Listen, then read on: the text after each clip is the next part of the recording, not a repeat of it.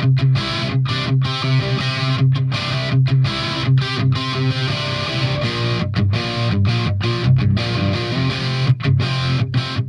CPO here, and I want to talk to you a little bit about my wiring strategy because I'm starting to get into this part of the process. Matter of fact, I just recently soldered on my battery connector onto my YEP 45, and then I soldered on the bullet connectors. Haven't finished shrink wrapping them yet, and the reason is I'm not sure what color codes I'm going to use yet because I need to make sure it's running the right way before I finalize. So I put the blue one on, and that gives me one, and then I'll know once I get things connected which one I want to be red and which one I want to be black. Basically, there's only two directions, obviously, to send the motor on. So if I switch any two after I have it wired up, I can reverse the motor direction. So I need to know which one is which before I finalize that color coding. So at any rate, I'm getting close here. I'm getting ready to mount the Robird. I wanted to show you my current wiring setup. And basically, this is very simple wiring. It took me a little while to wrap my head around how I wanted to do it. But I wanted to go for a clean look. As you can see here on this side, I'm staying fairly clean. I have one tie wrap right here. That is basically holding these wires from the servos against this side panel so that they don't come into contact with that shaft. That's my big goal. Now these are both stuffed through a piece of shrink wrap. I know a lot of people tend to use braided looms for that. I have a whole bunch of this black shrink tubing, and I like it. I found a couple interesting things about this, and what I like mostly about it is I can fit several wires through it. So both of these servo wires up top here, these front servo wires, are running through this, so it's got some room, and it's flexible yet rigid, which means I can kind of bend it and shape it in its not shrunken state. Once you shrink wrap or shrink it, you apply some heat to it, it's a little bit more flexible and flows with the wire. But when it's loose like this, I can actually kind of bend it and make it do things that I want it to do. So that's what I have here is basically I have it, the shrink wrap coming through, attached to the side, coming down through here, and then I have it hitting basically a 45-degree angle and then another 45-degree angle out the front here. What this allows me to do is get these wires through there, and of course I have this this rear servo stuffed in through there as well. I did apply a little bit of heat to this side to hold it to the wires, but the whole rest of it, as you can see here, is not even tightened down. It's not even melted down to tighten to the wires, and it just allows me to get it through there. But so my goal here is I'm still trying to make it so that I can access this gear set. I can change out these gears without having to remove any wires. Basically, I should be able to rewire the helicopter or change anything by removing just the one side panel, which is what I want. And then for this rear one here, I just applied the shrink wrap, and then I'm going to stick it through there. And eventually all these will be kind of bundled in here and attached to the Robird Flybarless system. But that's kind of how I'm running this. Again, so far I only have one zip tie holding this thing together, and it's simply because I didn't want these to have a chance to rub against that main shaft. So now how did I get them through that shrink tubing? As you can see, these servo wires have this connector on, which obviously does not fit through there. So what I did is just removed these end connectors, stuffed the wires through, and then put the connectors back on. There's these little tiny tabs that you can pry up with a little X-Acto knife or something else, little tiny screwdriver. You got to be real careful though to pry them, just enough to be able to pull out that metal wire connector there, just enough to be able to pull it out without breaking it off. That's kind of the key. So I use just an X-Acto knife and pop it up, or you can use something else. Here's a little pointy thing. I don't know how well that would work. Probably not very well, but you just kind of want to get under there and pry that up just enough to be able to pull these wires out. So I'll take some pictures to show you, you know, what it looks like with it off, and then put them back on.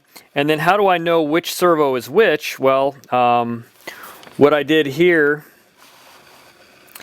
is put a little black mark on one of these. There you go.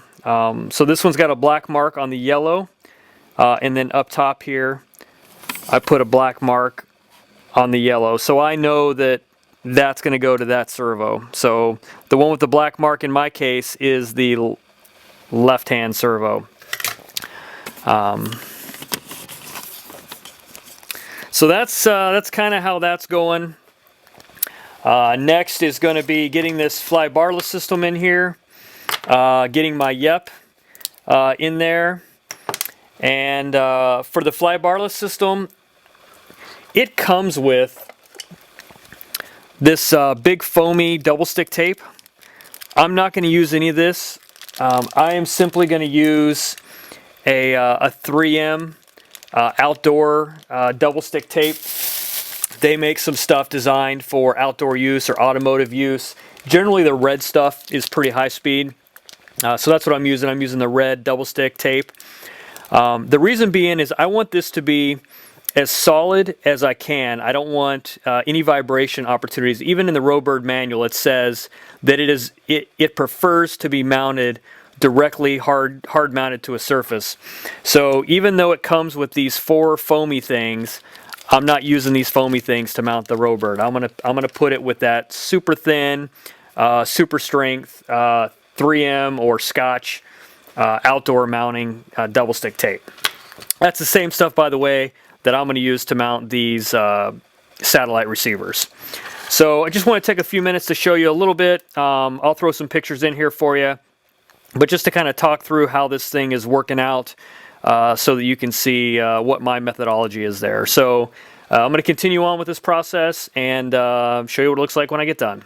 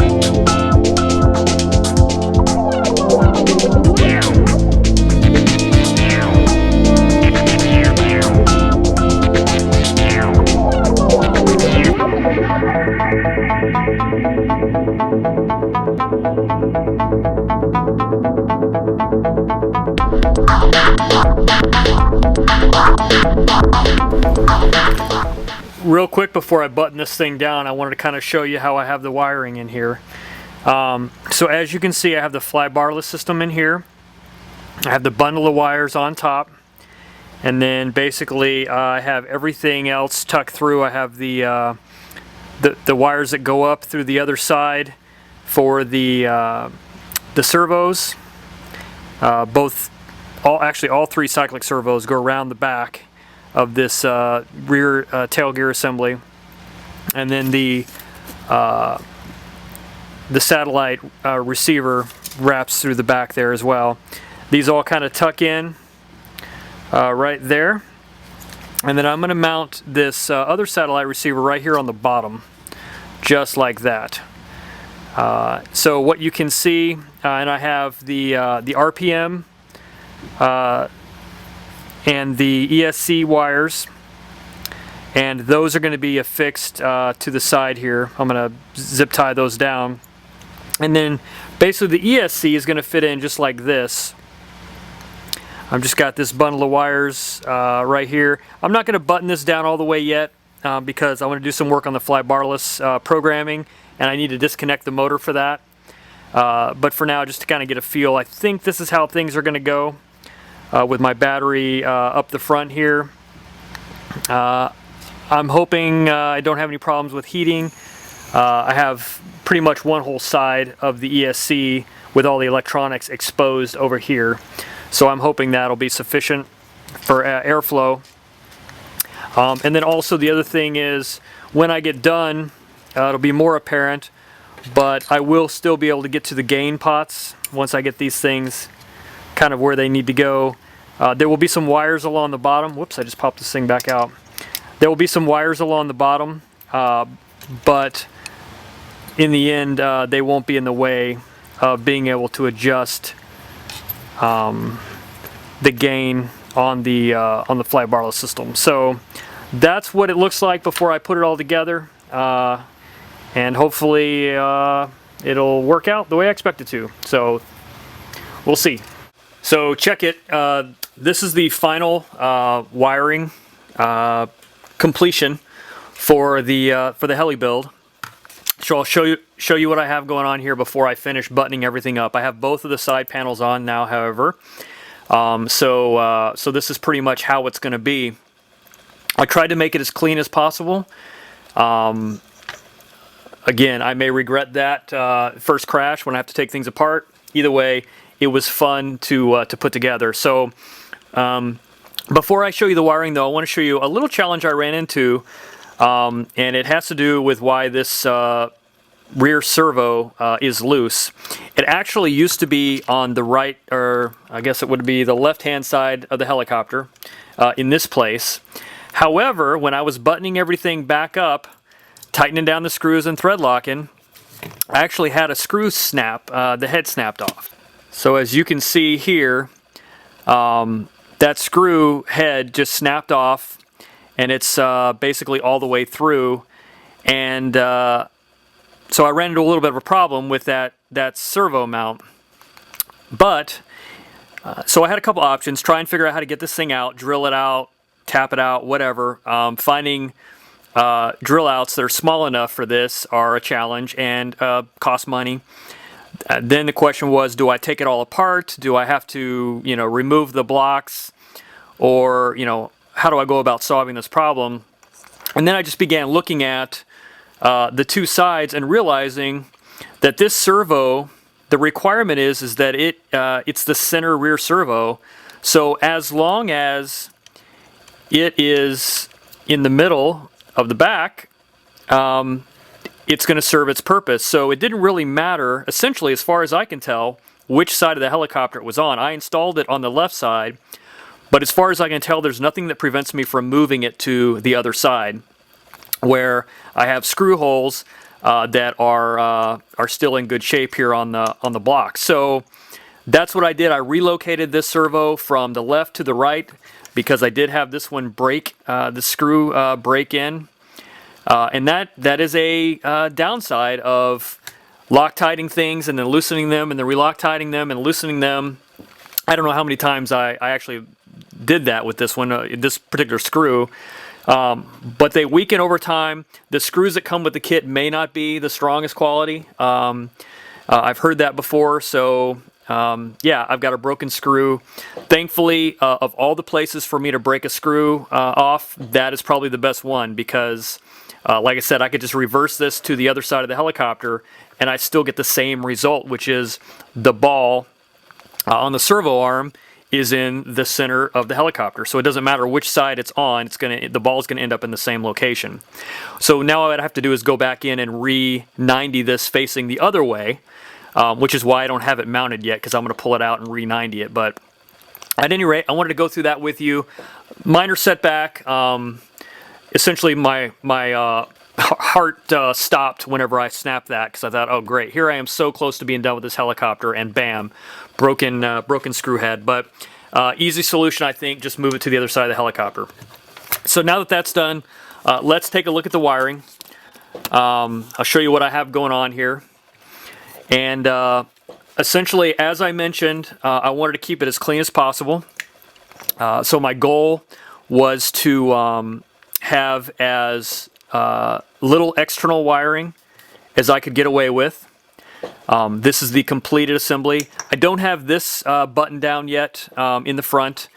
Reason being is I did get my color coding done on the motor wires. That's all ready to go. I still need to do some setup with the Robird Flybarless system that I'm going to leave the motor wires disconnected for. So until that time, I'm going to leave this off. But basically what I did is just pulled the battery tray off, and then when I'm ready to go, I can get this stuff situated in there, maybe zip tied in where I want to put it, and then I'll put the battery tray back on. So that's the last thing I have to do. So looking at this side of the helicopter, one thing I did have to do when I relocated this servo was switch which side of the helicopter my wire ran through. I used to have it running on this side, but I relocated the servo, made that swap. That's really the only change I had to make. I got off really lucky with breaking that screw, like I said. I have access, as you can see, to my my USB port on the Flybarless system.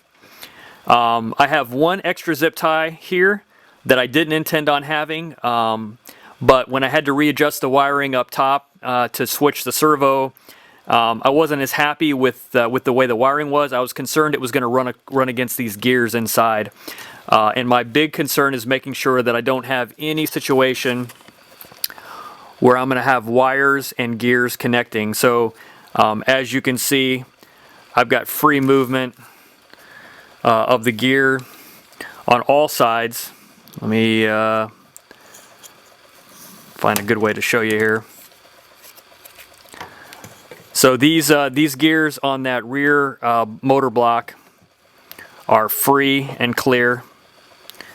There's no wiring anywhere near there, which is what I wanted. I can still take off one panel and then replace these gears or the tail boom if I need to. So I still have that going for me. So basically, you know, I've got this one which is kind of bothered me, but it's there, so no big deal. And then I have these wires on the outside of the motor surround, keeping the wires free from the motor. And then I have this other zip tie right here on the side of the top. So that's all I have externally. I have my one satellite receiver here on the back facing on this plane, and then on the opposite plane on the bottom I have the other satellite receiver. So I debated where to put these. When I originally mocked it up, I put them too close together. I thought it would be really cool to have them both back here on the tail block, one pointing one way, one pointing the other way. But what I realized is I need at least 2 inches of separation from the antennas. So that caused me to have to relocate it. I thought long and hard about where I wanted to relocate it. I wanted them to have some separation. I didn't want them to be anywhere near the battery or the ESC wiring, you know, if I could help it. And I wanted them to have the active antenna free from carbon fiber. So that's where I ended up. Basically, I think it's a good spot. I should have good coverage no matter what orientation the helicopter's in. And then as you can see inside the helicopter, and I left the main gear off so I could show you inside. You know, I've got these wires strapped down on top of the Flybarless system. So there's, you know, the main gear area is completely free. And then You know, that's about it. I'll take a couple of pictures to show you. Sometimes it's easier just to show you a picture than it is on the video, but I thought I'd go through that with you since that's my final assembly of the wiring. Again, all I have left to do is strap this stuff in, but I want to wait till I finish the Flybarless setup. But that is it. I'll throw in a couple pictures, but it is what it is, and I'm almost ready to start getting the mechanical setup complete. So thanks for watching, and I'll catch you on the next video.